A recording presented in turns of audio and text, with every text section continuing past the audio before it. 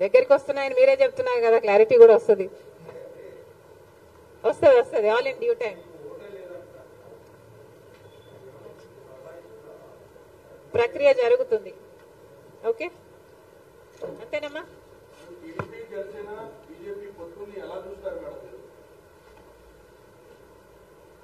రాష్ట్ర ప్రజలు ఎలా చూస్తున్నారు, మీరు ఎలా చూస్తున్నారు, ఇది ఏం పద్ధతి అని ఎవరికి అనిపించటం లేదా? అసలు గమనించాల్సిన పాయింట్ ఏమిటంటే, మన రాష్ట్రంలో ప్రత్యేక హోదా గురించి ఊసే లేకుండా చేశారు తెలుగుదేశం పార్టీ, వైసీపీ పార్టీలు కలిసి. ప్రత్యేక హోదా మనకు ఊపిరి. ప్రత్యేక హోదా లేకపోతే మనం బాగుపడలేం, మనకు భవిష్యత్తు లేదు. 10 సంవత్సరాలుగా అది నిరూపణ అయ్యింది. అయినా కూడా ఈ 10 సంవత్సరాలలో ఎమ్మెల్యేలు, ఎంపీలు ఇంతమంది అధికారంలో ఉండి కూడా అసలు ఊసే లేకుండా చేశారు. అసలు ఆ మాటే లేకుండా చేశారు. ప్రత్యేక హోదా అన్న అంశమే లేకుండా చేస్తున్నారు కదా. ఈరోజు మేము కాంగ్రెస్ పార్టీగా వచ్చి మేము కొట్లాడుతున్నాం తప్ప ప్రత్యేక హోదా గురించి తెలుగుదేశం పార్టీ గాని, చంద్రబాబు గారు గాని, వైసీపీ జగన్మోహన్ రెడ్డి గారు గాని ఒక్క నిజమైన ఉద్యమమైనా చేశారా అధికారంలో ఉండి, ముఖ్యమంత్రులుగా ఉండి అని అడుగుతున్నాం. ఈరోజు ప్రత్యేక హోదా మనకు బీజేపీ పార్టీ ఇవ్వలేదు, పోలవరం ప్రాజెక్టు ఇవ్వలేదు, మనకు రాజధాని ఇవ్వలేదు. ఒక్క హామీ కూడా నెరవేరకపోతే మరి చంద్రబాబు గారు బీజేపీ పార్టీతో ఎందుకు పొత్తు పెట్టుకుంటున్నారో సమాధానం చెప్పాలి. ఏం చేసింది బీజేపీ పార్టీ అని పొత్తు పెట్టుకుంటున్నారు?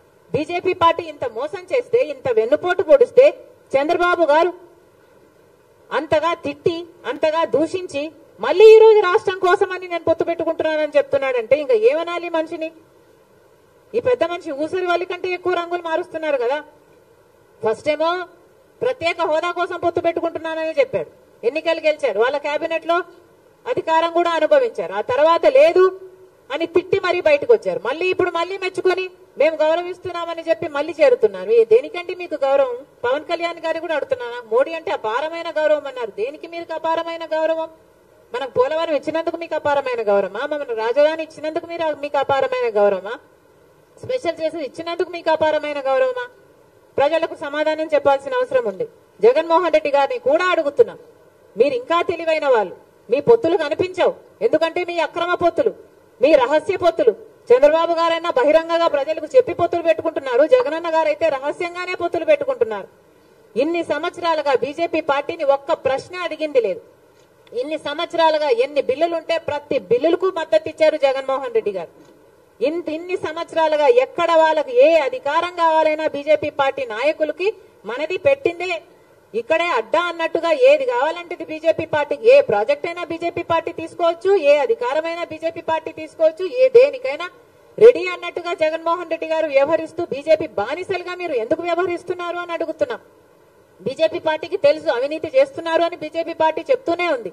మద్యం మాఫియా అంటారు, మైనింగ్ మాఫియా అని చెప్తున్నారు, వాళ్ళ నాయకులే వచ్చి మాట్లాడుతున్నారు. మరి మీకు తెలిసినప్పుడు మీరు ఎందుకు ఏ యాక్షన్ అయినా తీసుకోవడం లేదు ప్రభుత్వం మీద?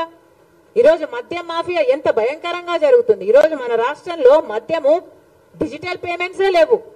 ఎవడు మద్యం కొనడానికి క్యాష్